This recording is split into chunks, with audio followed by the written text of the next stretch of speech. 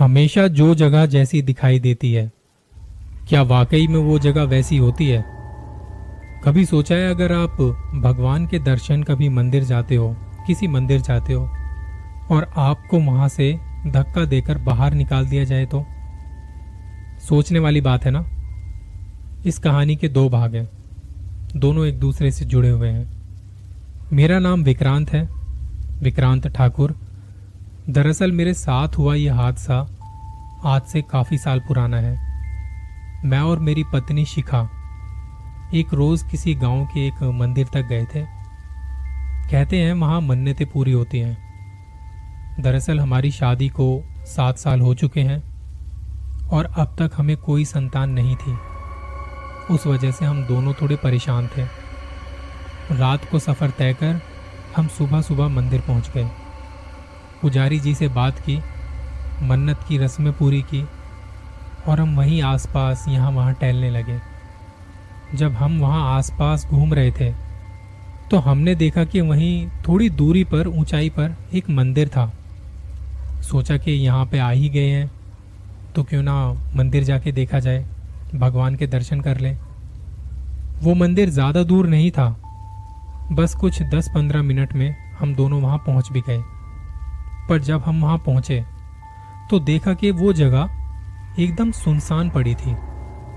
वहाँ से सड़े मांस की बदबू आ रही थी।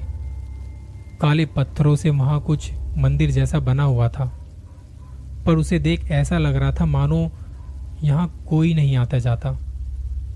मन में ये तो था कि आखिर ये जगह है क्या। इसलिए मैं थोड़ा आगे बढ़ा, उन बड़े काले पत्थरों के पार अंदर चला गया। अब यहाँ पर अंदर भगवान की कोई मूर्ति नहीं थी, बस बीचों बीच एक हवन जैसा कुछ बना हुआ था। जगह जगह कौवों के पंख पड़े हुए थे और एक अजीब सी सड़न की बदबू पहले से भी ज्यादा आ रही थी यहाँ पे। मेरी बीवी शिखा बाहर खड़ी थी। तभी किसी ने मुझे पीछे जोर से खींचा और वहां से धक्का देते हुए कहा, मूर्ख इंसान, किसकी इजाजत से आया है यहाँ? अभी इसी वक्त यहां से निकल जा। उसकी उस हरकत से मुझे भी थोड़ा गुस्सा आ गया, लेकिन वो दिखने में किसी पुजारी की तरह लग रहा था तो मैंने अपने आप को थोड़ा शांत करते हुए कहा, जी मुझे लगा कि ये मंदिर है। तो वो इंसान अपनी आंखें बड़ी करते हुए गुस्से के साथ मेरी तरफ आया। फिर से मुझे धक्का देते हुए कहा, यह कोई मंदिर नहीं है, यहाँ कोई भगवान नहीं है। यहाँ तंत्र मंत्र और काला जादू किया जाता है। यहाँ जो भगवान थे वो भी ये जगह छोड़कर चले गए हैं। तुम भी चले जाओ यहाँ से, जाओ, निकल जाओ यहाँ से। उसकी वो बात सुनकर मेरा दिल थम सा गया और मैं जल्दी से वहां से बाहर निकल गया।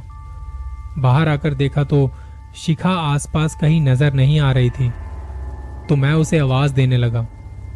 वो आदमी अभी भी वहीं खड़ा होकर मुझे घूर रहा था। मैं शिखा को ढूंढते हुए उसी रास्ते पर थोड़ा आगे चला गया। तभी मुझे किसी बच्चे के हंसने की आवाज सुनाई देने लगी।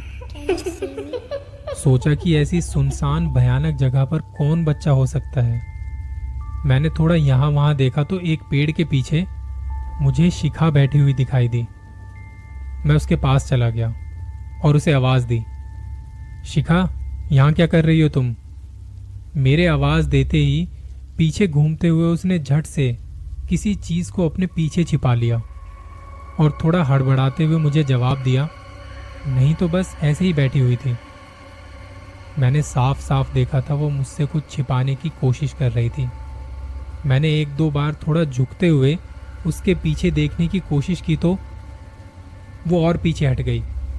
मैंने पूछा, मुझे अभी यहाँ किसी बच्चे के हंसने की आवाज सुनाई दी। उसने भी उसी तरह से मेरी बात का जवाब दिया, कौन बच्ची? यहाँ तो सिर्फ मैं हूं। शायद वहां कुछ तो था जो वो मुझे बताना नहीं चाहती थी। बच्चे की बात को लेकर हम पहले से ही बड़े परेशान थे, तो मैं उसे और ज्यादा परेशान नहीं करना चाहता था। और ऊपर से वो अजीब इंसान भी अभी तक हमें घूर रहा था, तो इसलिए मैंने इस बात को जाने दिया और शिखा से कहा, अच्छा चलो अब हमें घर चलना चाहिए, धूप भी बहुत ज्यादा हो रही है यहाँ पे। शिखा अपनी गर्दन हाँ में हिलाते हुए तेजी से उस पहाड़ से उतरने लगी। मैं भी जल्दी जल्दी नीचे उतर गया। मेरे नीचे पहुंचने से पहले ही शिखा गाड़ी के पास जाकर खड़ी हो गई। गाड़ी अनलॉक करते ही वो जल्दी से गाड़ी के अंदर बैठ गई। शाम के 6 बजे तक हम वापस घर पहुंच गए। शिखा ने पूरे रास्ते मुझसे कोई बात नहीं की। हैरानी की बात तो ये थी कि वो मेरे बगल में बैठने की बजाय पिछली सीट पर बैठी थी। मैंने उसे कई बार पास आकर बैठने को कहा, पर उसने कहा कि मुझे पीछे ही बैठना है। जब हम घर पहुंचे तो वो भागकर अंदर चली गई। मैं जब अंदर गया तो वो हमारे बेडरूम के अंदर अलमारी में किसी चीज़ को छुपा रही थी। मैं शिखा के पास चला गया और उसके दोनों हाथों को पकड़कर उसे बिस्तर पर बिठाया। उसकी सांसें तब तेज चल रही थी, जैसे उसने कोई चोरी की हो या फिर मुझसे कुछ छुपा रही हो। मैंने उससे कहा, शिखा, बुरा ना मानो तो मैं तुमसे एक बात पूछना चाहता हूँ। शिखा ने अपने चेहरे का पसीना पूछते हुए, अपने बालों को ठीक करते हुए सिर्फ हाँ कहकर जवाब दिया। देखो, मैं जानता हूँ कि तुम बच्चे को लेकर चिंतित हो, पर मन्नत मांगने के बाद से तुम्हारा बर्ताव अचानक से बदल गया है। क्या बात है? मेरे इतना कहते ही अचानक से उसके चेहरे का रंग उड़ गया। वो एकदम से नॉर्मल हो गई, जैसे अब तक कुछ ना हुआ हो। और अब उतनी ही आराम से उसने जवाब भी दिया, कुछ भी तो नहीं, सब कुछ ठीक है। हाँ, थोड़ा थक गई हूँ, पर आज के बाद मैं तुम्हें बच्चे को लेकर परेशान नहीं करूँगी। अब मुझे बच्चा नहीं चाहिए। उसकी वो बात मुझे काफ़ी अजीब लगी।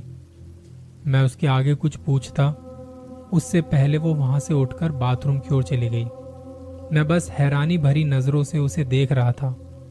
उसका बर्ताव बार बार बदल रहा था। उस रात वो फ्रेश होकर जाकर सीधे सो गई। दूसरे दिन सुबह जब मैंने उठकर देखा तो शिखा कमरे में नहीं थी। हालांकि वो हमेशा अपने साथ ही मुझे जगाती थी। मैं उठकर बाहर चला गया तो वो हॉल में अकेले सोफे पर सो रही थी। मैंने उसे जगाने के लिए उसके ऊपर की चादर को उठाने की कोशिश की तो शिखा झट से उठकर बैठ गई और मुझ पर जोर से चीख पड़ी, क्या कर रहे हो तुम? मुझे तो बहुत झटका सा लगा, क्योंकि शिखा आज तक कभी भी मुझ पर इस तरह से नहीं चिल्लाई थी। कुछ नहीं, बस तुम्हें जगाने की कोशिश कर रहा था। पर तब एक चीज को मैंने नोटिस किया कि जैसे ही मैंने चादर को हाथ लगाया था, कोई चीज अंदर ही अंदर खिसक कर शिखा के पीछे जाकर छिप गई थी। उसका गुस्सा देख मैं भी उस पर थोड़ा गुस्सा हो गया, तो मैं बिना नाश्ता किए ऑफिस के लिए निकल गया।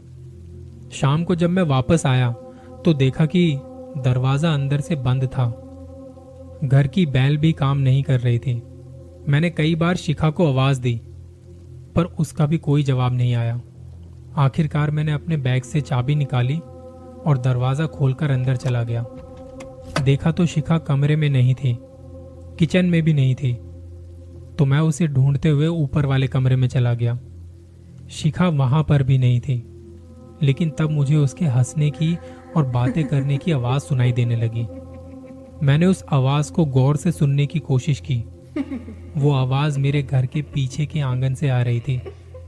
मैंने ऊपर की खिड़की से नीचे झांक कर देखा तो शिखा झूले में बैठकर झूला झूल रही थी और बगल वाले झूले पर एक गुड़िया जैसी कुछ चीज रखी हुई थी। हैरानी की बात तो ये थी कि बिना किसी सपोर्ट से, बिना किसी के झुलाए, वो झूला अपने आप झूल रहा था। मैंने सोचा हो सकता है शायद शिखा ने उस झूले को झुलाकर फिर वो अपने झूले पर बैठ गई हो। मैं सोच ही रहा था कि शिखा ने मुझे देख लिया और बात करते करते वो अचानक से रुक गई। गुस्से में उस गुड़िया को उसने झट से उठाया और सीधे अंदर हमारे कमरे में चली गई। जब मैं कमरे में गया तो फिर से वो उसे उसी अलमारी में छिपा रही थी। मैंने शिखा को उस गुड़िया को छिपाते हुए देख लिया था। वो गुड़िया से बात कर रही थी। मतलब साफ था कि शायद उसकी दिमागी हालत पहले से ज्यादा खराब है।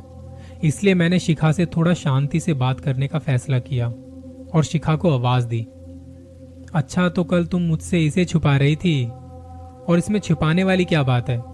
एक गुड़िया ही तो है। शिखा ने मेरी तरफ बिना देखे जवाब दिया, गुड़िया नहीं, बच्ची है मेरी। मैंने फिर भी उसका मन रखने के लिए कहा, अरे हाँ हाँ, हमारी बच्ची, पर दिखाओ तो सही। मैं भी तो देखूं कैसी दिखती है हमारी बच्ची। और मेरी इस बात को सुनकर शिखा खुश हो गई। उसने उस गुड़िया को अलमारी से बाहर निकालकर अपनी गोद में उठा लिया और मुझे दिखाने लगी। देखो ना, देखो कितनी प्यारी है ना हमारी बच्ची। मुझे तो बहुत अच्छी लगी, बहुत नटखट है। मुझे अब कोई बच्चा नहीं चाहिए, मुझे बस यही चाहिए। मैं इतना तो समझ रहा था कि किसी बात ने उस पर बहुत गहरा असर किया है, पर आज तक उसने इतना अजीब बर्ताव कभी नहीं किया था। पर जब मैंने उससे गुड़िया को हाथ में लेकर देखा तो उसके सर पर बस कुछ ही सुनहरे बाल थे और एक आंख थी तो दूसरी आंख गायब।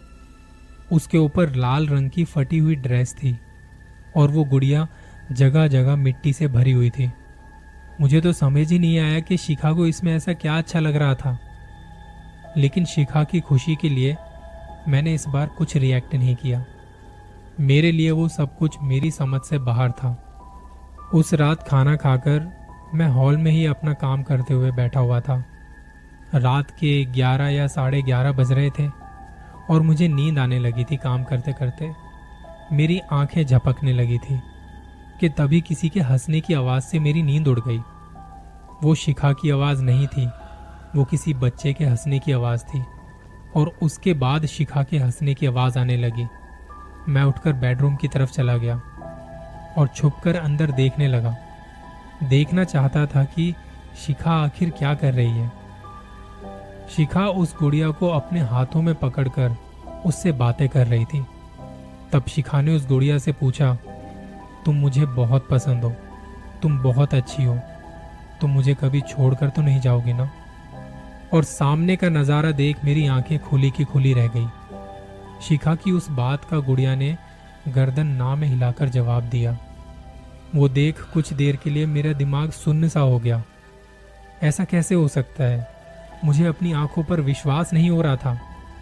2 दिन से मेरे साथ कुछ ना कुछ अजीब हो रहा था, लेकिन मैंने आज तक शिखा को कुछ भी नहीं बताया। वो क्या कर रही थी मेरी समझ से बिल्कुल बाहर था। तो आखिर रिश्ता क्या था शिखा का उस गुड़िया के साथ? इस कहानी के दूसरे भाग में सब बताऊंगा और कहानी बहुत इंटरेस्टिंग होने वाली है। अपना ख्याल रखिए।